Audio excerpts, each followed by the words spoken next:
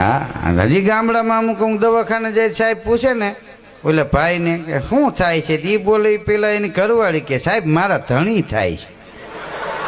હવે તું કીધું મૂંગી રે આને શું થાય એ પૂછો. દવાખાને જાવ ડોક્ટર પેલા પૂછે શું જય માતા, શું કામ એના ઉપરથી બિલ બને.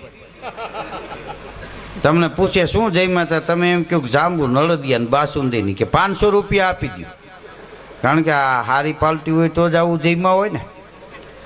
તમને પૂછે શું જય માતા, તમે એમ કહો ટાઢી ભાખરી ને છાસ, એ કે 30 રૂપિયા આપો, જીભ બતાવો, એમ કરાવે. બેટરી કરીને જોતા હોય. હા, જીભ બતાવો.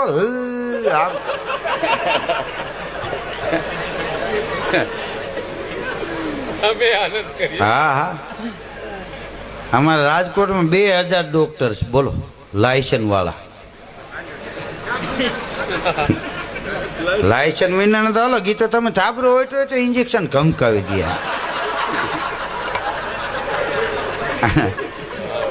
વાહ.